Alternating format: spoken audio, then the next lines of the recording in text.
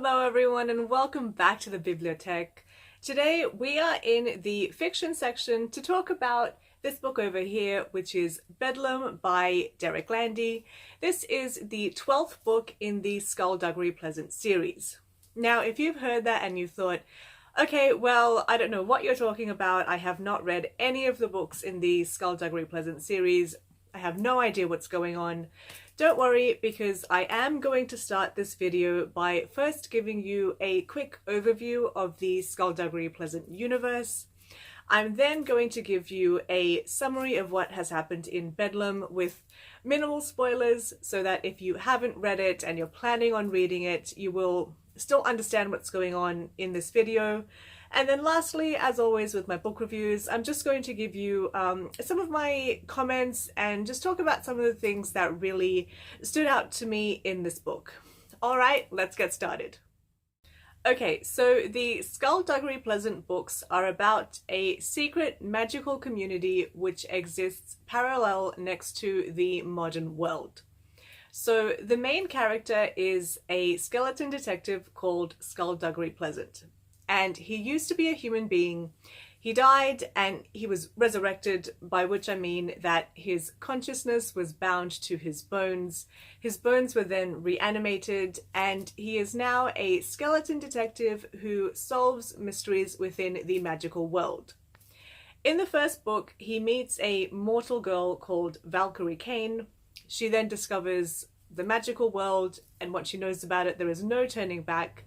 So she ends up becoming Skulduggery's sidekick, and they, from that point on, go about solving magical mysteries and saving the world. And throughout the course of the books, Valkyrie also grows up, and it brings us to Bedlam, where Valkyrie is 25 years old. Now, it must be said that when I said, this is about a magical community which exists, secretly but parallel to the mortal community, and the main character is about, 11 or 12 years old when we meet them, I do have to say, yes, that does sound like Harry Potter, but I would say that is probably where the similarities end. The books have, a very different tone to the Harry Potter books, but yeah, I thought that similarity did stand out, so I thought I should mention it. Alright, so Bedlam. If you haven't read the Skulduggery Pleasant books before, I would recommend starting with book 1, which you can see over here, just because by the time you get to book 12, there's a lot going on. There are lots of characters, lots of sort of relationships and history between the characters, lots of character development, lots of plot lines that you're supposed to already know. So yeah, definitely do not jump in with book 12 over here. I think there would just be too much going on, and I just think it would be very confusing if you jumped in at this point. That being said, there is a lot going on in Bedlam. It is Bedlam, but I'm just going to pick 3 of the main storylines to talk about. So firstly, in a previous book, Valkyrie meant to do something good. She had this, like, the ends justifies the means kind of attitude, and she ended up killing her sister, reviving her sister, and unfortunately her sister's soul was torn apart in this process. And so one of the storylines in Bedlam is that Valkyrie and Skulduggery are searching for all the pieces of Valkyrie's sister's soul to put them all back together. And yes, that does sound like Harry Potter and the Horcruxes. Alright, moving on. The second storyline that plays out in Bedlam is that in a previous book we learn about something called the Darkly Prophecy, which says that there is a chosen magician called Orga Darkly who is prophesied to fight this big bad guy called the King of the Darklands. Now this fight does not play out in Bedlam, but there are things that happen in this book which progress this storyline and which bring us ever closer to this confrontation.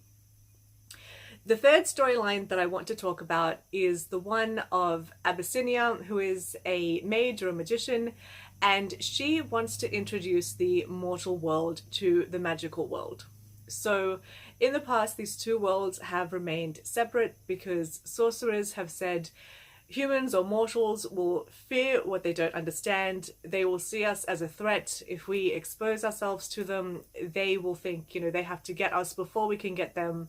because we have magic powers, we have an advantage over them, and they will think, you know, it's only a matter of time until we attack them. So the mortals will attack us. So usually magicians have said it is for everyone's good that we live, you know, secretly and apart. But yeah, there's one bad guy or one antagonist who has said, no, I'm going to expose mortals to magic. And I have to say that does sound a bit like X-Men. So anyway, that is an overview of Bedlam.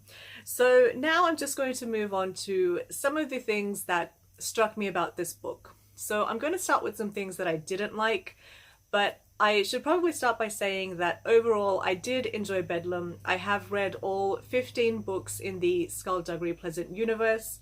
There are 12 books in the actual official Skulduggery Pleasant series, but there are 3 more books which are set in that universe which don't actually progress the main storyline. I've read them all. I wouldn't have done that if I didn't enjoy these books. I think they're really engaging. I think they're really imaginative. So overall, I did like this book, but there were some things that I didn't like. So the first thing actually started a couple of books ago. Derek Landy introduced a character called Martin Flannery, who is the president of the United States, and he's a very unpopular character. And when I read this character, it was immediately obvious to me that this character is based on Donald Trump. So if you are watching this in the future, or if you are watching this from a dimension in the multiverse where you don't have a man called Donald Trump, as I'm making this video and as Derek Landy was writing some of the previous books, the president of the United States is a man called Donald Trump, and he is not a popular president. And when I read this Martin Flannery character a couple of books ago, I just thought, okay, yeah, this is Donald Trump. And I'm mentioning it because that is something that also continues into Bedlam. And I didn't like it because, for me, I'm reading fiction. You know, if I wanted to know about the real world, if I wanted to know what Donald Trump was up to or what people think of Donald Trump, I would watch the news. But if I'm reading fiction, I want it to be fictional. Like I want to, you know, just like escape and relax and be entertained. So for me, references to the real world like spoil that immersion for me. And, you know, just in case there was, you know, any doubt, just in case you thought, oh, you know, maybe it's just a coincidence that, you know, these two characters seem very similar. Yeah, in Bedlam, Martin Flannery is said to be a Republican. He has a problem with the liberal media because they lie about him. His dad was a wealthy businessman who taught him how to be a wealthy businessman. So all of these things also apply to Donald Trump. So yeah, if there was any question about whether or not this was like an accident, no, I definitely think that Martin Flannery is based on Donald Trump. And it didn't bother me so much in this book, I guess because I was used to it. This character was introduced a couple of books ago, but again, you know, if I'm reading fiction, I just want it to be fictional. So that was something that I didn't really like. So the second thing that I didn't like is a similar kind of thing. It's a reference to something that happened in the real world, which turns up in the Skulduggery Pleasant books. So once again, this is something that started a couple of books ago, but there is a refugee crisis. Something happens in the magical world, and suddenly there are these refugees, and the magical government basically has to say, okay, what do we do? Do we provide shelter for these people? Do we have a moral responsibility to them? And once again, I am certain that this was influenced by a real world event. A few years ago, when one of the other Skulduggery Pleasant books came out, there was a real-life refugee crisis, predominantly from the Middle East, refugees from the Middle East making their way to Europe, and European nations were saying, you know, do we accept these people? Do we have an obligation to accept them? And then also there was, you know, some tension with some European communities saying, you know, do we have to accept them? You know, do they pose some kind of threat to us? And yeah, that storyline also has been playing out in the last few Skulduggery Pleasant books. And once again, in Bedlam, we hear talk of some of the refugees saying that they're treated like second-class citizens and they have to do some of the less glamorous manual labor kind of jobs, like, you know, being cleaners or nannies, and that the the magical citizens sort of look down on them. And it's like, yeah, these things could definitely apply to refugees in real life. Again, if I wanted to know about a refugee crisis, I would watch the news. And indeed, refugees, immigration, social inclusion, these are topics that I am, personally very familiar with. They're things that I have personal experience with, and they're also things that I have studied at an educated university. If you know who that phrase is a reference to, let me know in the description section. But yeah, once again, if I'm reading a fictional book, I just want it to be fiction. I deal with serious topics on a daily basis. If I'm reading fiction, I just want to, escape and be entertained. So I didn't particularly like that storyline in a fictional book. All right, let's move on to some other topics. So something else that was new in this book is that a couple of the characters come out as being part of the LGBTIQA+ community. And I'm not going to tell you who, but I thought it was sort of really appropriate or really fitting to cover that in the Skulduggery Pleasant universe, because these are young adult books. So I would think if people are, questioning or exploring their sexuality, I would think it would be at that time when they would be reading young adult books. So I think it's quite appropriate. And I really liked the way the topic was tackled. So for one of the characters in particular, Derek Landy tries to give us a look into their mind, and they're really hesitant about coming out to their friends or family. They're concerned that they won't be accepted. And on one hand, they're saying, my friends and family are progressive people. I'm sure they'll accept me. But on the other hand, they're still not quite sure. And I'm sure that there are lots of people that could relate to this topic. So I thought the way that this coming out process was explored in Bedlam, I thought it was very sort of sincere. I don't think that it was sensationalized in any way. So I do really like the way that it was handled. I do really like the way this topic was handled.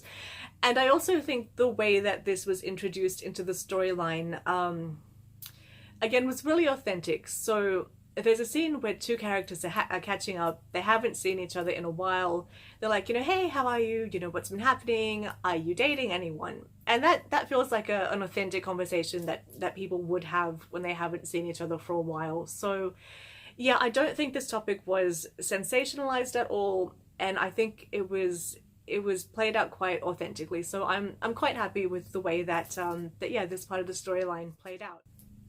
All right, moving on, something completely different. In this book, in Bedlam, we are introduced to a new character called the Nemesis of Greymere or Greymire. Please let me know how you pronounce that name. Or Derek Landy, if you are watching this video, please tell me if it is the Nemesis of Greymere or Greymire. I'm just gonna go with Greymere.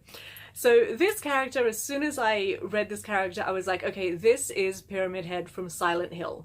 So the Nemesis of Greymere, she is dressed in rags, her face is covered, she has a distinctive weapon, and she appears if somewhere deep down in your subconscious you feel guilty for something that you have done and you think you deserve to be punished for this thing that you have done. And when I read that, I thought, yeah, okay, this is Pyramid Head from Silent Hill. So let me know firstly how you pronounce Greymere or Greymire, and let me know if you also made that association between these two characters. Something new in Bedlam is the use of magical drugs. So we are now introduced to something called a splash of magic, that is splash with a capital S. And this is a sigil which you either touch or which you draw on a piece of paper and then eat and ingest. And this gives you like a quick burst of magic, like a high. And I haven't come across this particular sort of topic, shall we say, before. I don't think I've really read about this form of magical drug use. And usually when you read fantasy fiction, I haven't really heard about magic as a controlled drug, or like as a controlled substance. So I thought that was something really new and really creative. Alright, so in Bedlam, I also noticed one tiny little inconsistency. I'm not judging this too harshly because I do some creative writing as well, and I think creative writing, you've got to keep your story straight. Like, it's all fiction, so you always need to remember it's kind of like lying. You've got to keep your story straight. This thing didn't happen. So, what did I say previously? And what am I going to say now? And I've got to make sure that these things are always cohesive. And, it's something like the Skulduggery Pleasant series, which at this point has 15 books. I can definitely forgive, a little contradiction. But yeah, one minor thing that I found was that there is a scene where Valkyrie is talking about a necromancer suit for deep venturing.